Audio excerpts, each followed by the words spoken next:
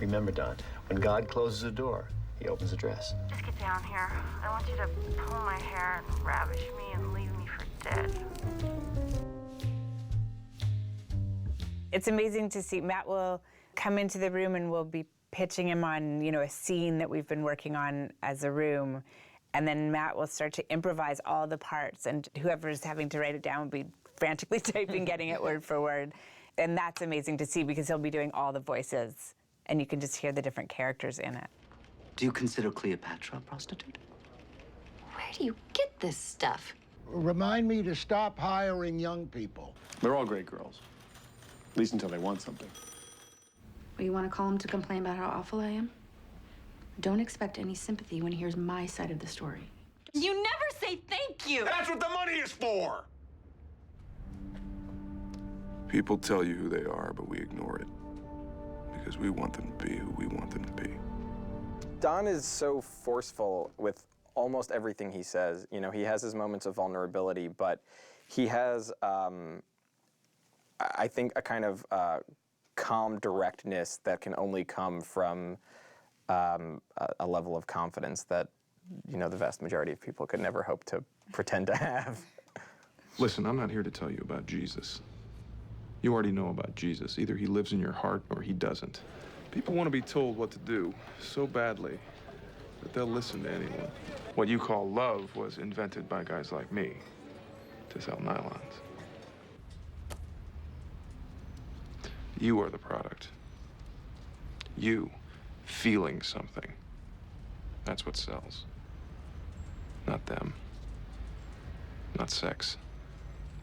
You're on top and you don't have enough. You're happy because you're successful, for now. But what is happiness? It's a moment before you need more happiness. I won't settle for 50% of anything. I want 100%. You're happy with your agency? You're not happy with anything. You don't want most of it. You want all of it. And I won't stop until you get all of it. Thank you for your time. Peggy, listen to me. Get out of here and move forward. This never happened. It will shock you how much it never happened.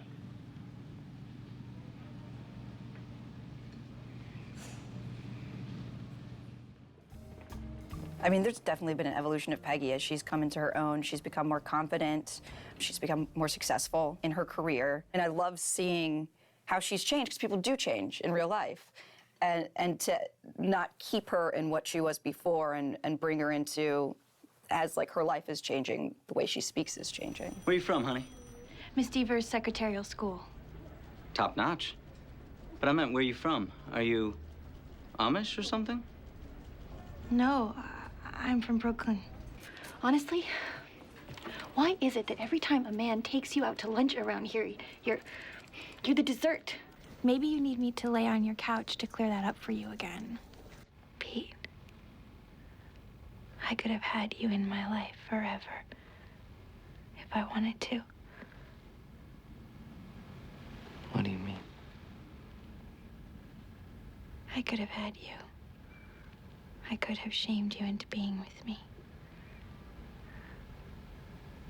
But I didn't want to. You'll have to believe me that I'll forget this. I don't want you treating me badly because I remind you of it. I don't want to make a career out of being there so you can kick me when you fail. Clients are right all of a sudden. I don't recognize that man. He's kind and patient. I did everything right, and I am still getting it from you. You know what? You are not mad at me, so shut up. I'm going to have the same view as you, Don. Congratulations. One of the great things about the show is that the characters are so distinct in how they talk and how they are, and even how they move sometimes. Like, Pete has very distinct movements, which I love to think, when I'm writing him, I like to think about him and how he moves and how he talks, because it helps bring out that character. Well, you're in the city now. Wouldn't be a sin for us to see your legs. If you pull your waist in a little bit, you might look like a woman. Of course, I love you. I'm giving up my life to be with you, aren't I? But you greased up the chute and shoved him down it. Why does it always have to be like this? Why can't I get anything good all at once? Why do they give you a glimmer of hope in the midst of rejection? A little thread to hang on to. A misplaced word. A suggestion of the future. Under a court of law, it would look like an accident, but it's not. This is ridiculous. If I'm going to die, I want to die in Manhattan. The conversation doesn't end just because you leave the room. She was a queen. What would it take to make you a queen? Look, dear, I don't know you that well. But you're the new girl, and you're not much, so you might as well enjoy it while it lasts. Of course. Don't be that way. I'm just offering some perspective, that's all. Joan is mean and honest, and occasionally, I think, tactless, possibly to hurt people, but also definitely trying to help them. One of my all-time favorite lines from the show, when Peggy says to Joan, she has this like a realization, and she says something like, "You actually think you're helping me." The vast majority of the time, Joan does think that she is being helpful, and she thinks that people could use hard truths. And now that we've met her mother, I think we probably know where she gets it from. Yes, Joni, everyone's staring at you. You know you're not exactly at your fighting weight. Try me. Go home, take a paper bag, and cut some eye holes out of it. Put it over your head, get undressed, and look at yourself in the mirror. Really evaluate where your strengths and weaknesses are, and be honest. I said congratulations, didn't I? Although, sometimes when people get what they want, they realize how limited their goals were. You want to be a big shot. Well, no matter how powerful we get around here, they can still just draw a cartoon.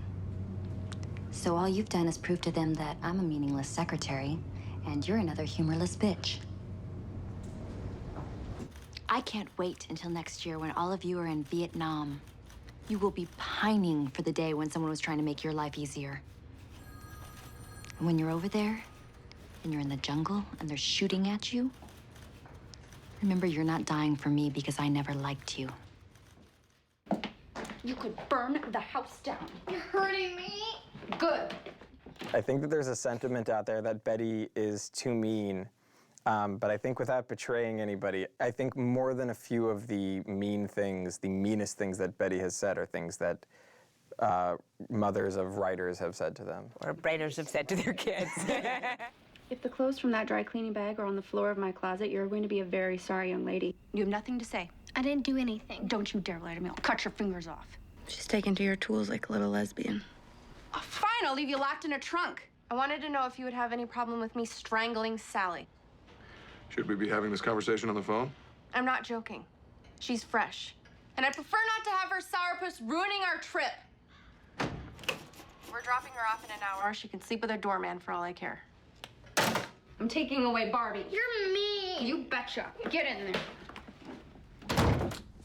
Cooper is a different generation of everyone else in the office. He started this company. He's a businessman, and in his youth went after these things. So I feel like you forget that sometimes about him because of his eccentricities and all, who started a company. And wildly successful, you know.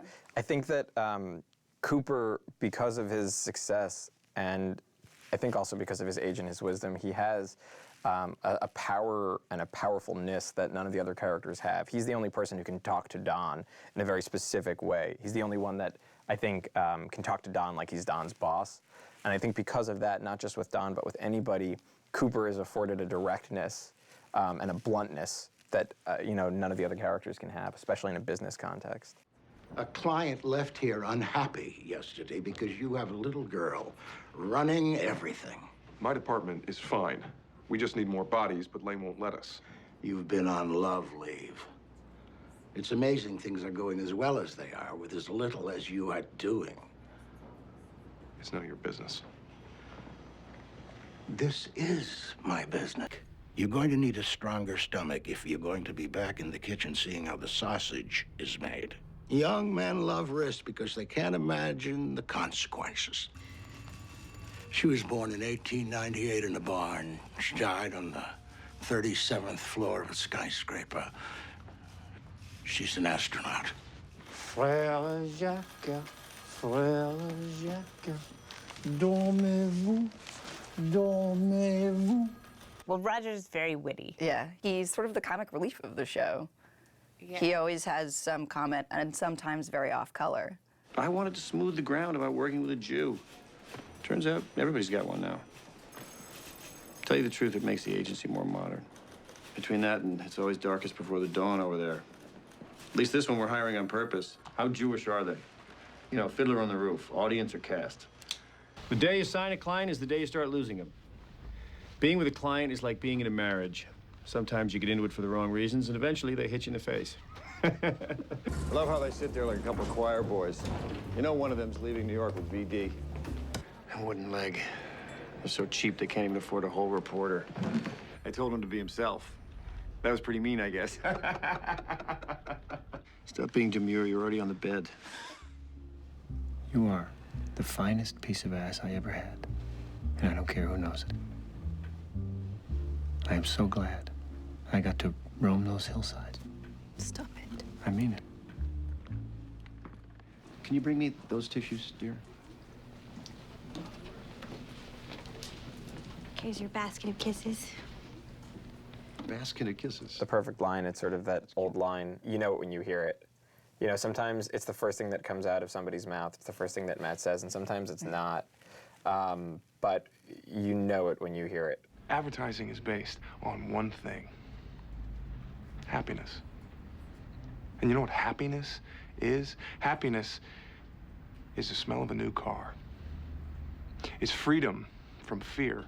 It's a billboard on the side of the road that screams with reassurance that whatever you're doing, it's okay.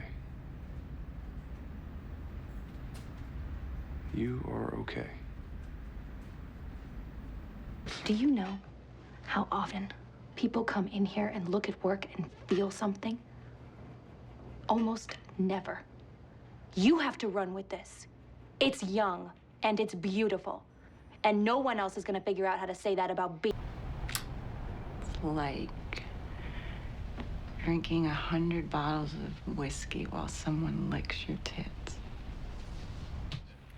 You don't know how to drink, your whole generation. You drink for the wrong reasons. My generation, we drink because it's good. Because it feels better than unbuttoning your collar. Because we deserve it. We drink because it's what men do. How is it that some people just walk through life, dragging their lives with them, destroying everything they touch? Who are you talking about? I loathe it. No one ever knows. Except the honest people. Have to pick up the pieces. You know, I got everything I have on my own. It's made me immune to those who complain and cry because they can't. Remember, Don, when God closes a door, he opens a dress. But that's life. One minute you're on top of the world, next minute some secretary is running you over with a lawnmower.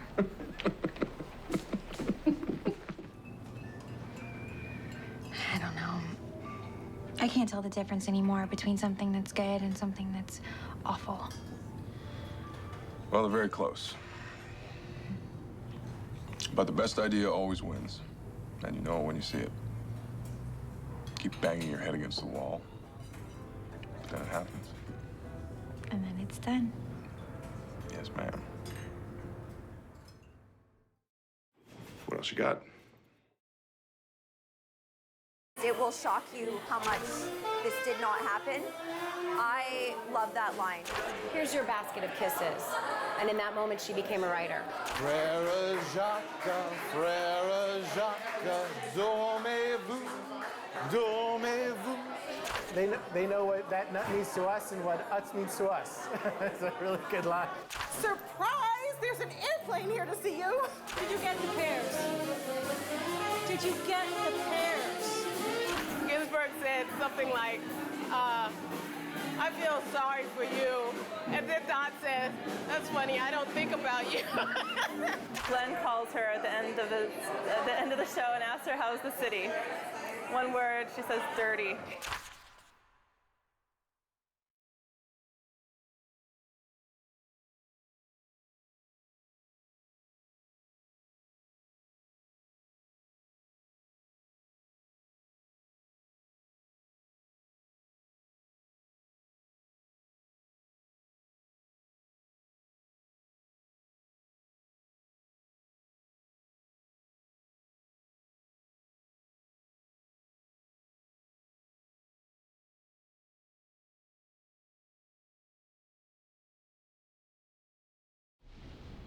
nostalgia.